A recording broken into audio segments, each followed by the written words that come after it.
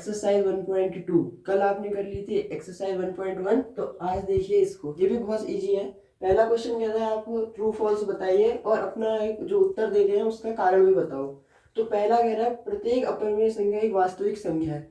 वास्तविक संख्या आपको पता होंगी, उसमें सारे संख्या आ जाती है, उसमें प्राकृत संख्या, पूर्ण संख्या, अपरिमेय, परिमेय, तो वो एक ग्रुप होता है।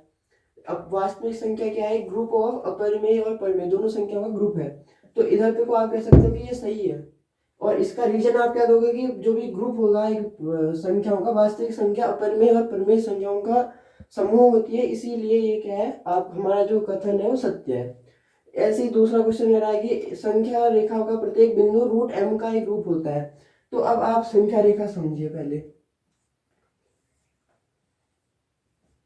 ये ऐसा होता है, यहाँ से 1 को यहाँ को जाएगा और यहाँ से यहाँ को जाएगा। तो इसमें एक जो होगा रूट एम, कभी भी संख्या रेखा पे रूट की संख्या आती नहीं है। ये एक फैक्ट ही मान लीजिए, क्योंकि यहाँ से अगर आप रूट निकालने जाएंगे तो ये ऐसे कटेगा और यहाँ जाकर के आएगा आपका रूट की कोई भी संख्या यहाँ आएंगी, ऐसे ही आपका ग्राफ बनेगा। तो इसीलिए क्या हो सकता है कि ये वाला जो आपका उदाहरण, जो ये आपका क्वेश्चन है, ये गलत हो गया, क्योंकि प्राकृत संख्या क्या होती है जो 1 से शुरू होती है इन्फिनिट तक। तो इसमें आप कहोगे ये असत्य है। और उदाहरण यही दे सकते हैं कि आप संख्या रेखा पे क्या होती है, रूट की संख्या नहीं होती है। ऐसे ही तीसरा क्वेश्चन है प्रत्येक वास्तविक संख्या एक अपरिमेय संख्या होती है। तो ये भी गलत है, क्योंकि हमने अभी ऊपर कराया ना, प्रत्येक वास्तविक संख्या एक अपरिमेय है, पर लेकिन एक वास्तविक संख्या अपरिमेय नहीं हो सकती, क्योंकि वो तो ग्रुप है, उसमें तो परिमेय भी आएंगी।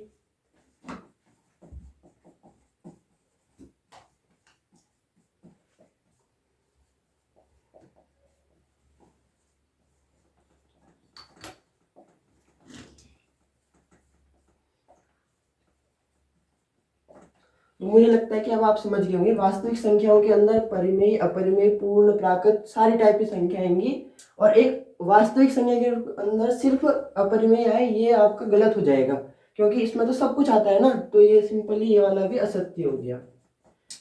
रीजन मुझे लगता है कि आप दे सकते हैं। अब तो ये सत्य हो गया, ये असत्य और ये असत्य। अब इसके बाद ऐसा एक आपका सेकंड क्वेश्चन है, उसमें वो पूछ रहा है कि आप एक उदाहरण दीजिए किसी स्क्वायर का। तो वो आप खुद आपकी अपने बेसिस में कर सकते हैं, वो उसका एग्जाम्पल आप √3, √2, √1 कुछ भी दे सकते हैं। तो इसके संग ये आपकी एक्सरसाइज भी होती है कंप्लीट। तो अब हम पढ़ते हैं एक्सरसाइज 1.3।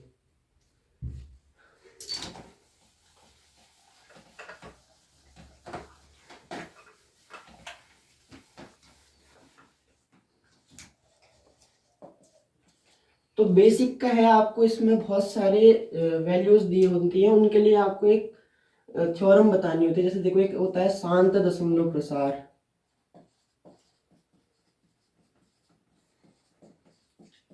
इसमें आपका जो रीजन, इसमें जो आप जब इसे सॉल्व करेंगे, जैसे देखो 2 का डिवाइड देना है आपने 10 में, ऐसे कुछ क्वेश्चन दे दिया आपका, तो इसे सॉल्व करो तो 2 पंजे 10, रिमाइंडर आया 0। तो ये क्या सा दशमलव प्रसार है? शांत। ठीक है। दूसरा होता है अनवसानी आवर्ती, और अशांत दशमलव आ गया तो मतलब रिमाइंडर 0 आएगा ही नहीं, बढ़ते रहेगा, दशमलव लग के वो आते रहेगा आते रहेगा आते रहेगा। अब अनवसानी आवर्ती आ गया तो इसका मतलब है कि एक पॉइंट ऐसा आएगा, जैसे यहाँ पे मान लीजिए 2.12, फिर वापस 1.2, यानी इसको ऐसा लिख सकते हो। ठीक है। अब एक क्वेश्चन होता है अनवसानी अनावर्ती। तो ये देखो, ये वाले बार वाला जो क्वेश्चन है यहाँ पर, इसे क्या कहेंगे? इसको लिखने का मतलब होता है कि इसको हम क्या कर सकते हैं, रिपीट, यानी 1.2, 1 2 1 2 1 2 ये इन्फिनिट तक है ऐसा। अब ऐसे एक होती है अनवसानी अनावर्ती। ठीक है। अनावर्ती का मतलब क्या होगा? अगर 2.12 आ रहा है तो फिर एक बार 1 2 आएगा, फिर एक बार 1 2 0 आएगा, फिर एक बार 1 2 0 0 आएगा, फिर एक बार 1 2 0 0 0 आएगा। तो मतलब एक जैसा रिपीट होएगा ही नहीं, वो बढ़ते रहेगा, पर आगे के अक्षर सेम होंगे। तो इसके समय आपका बेसिक भी कंप्लीट होता है। अब हम नेक्स्ट वीडियो में देखेंगे एक्सरसाइज 1.3 विद क्वेश्चन। तो तब तक आप हमारे चैनल को सब्सक्राइब कीजिए, बेल आइकन को प्रेस कीजिए। मिलते हैं अगली वीडियो में एक्सरसाइज 3 के संग पहला क्वेश्चन। तो वो इसी से रिलेटेड है, इसमें आपने बेसिक को समझ लिया। Thank you.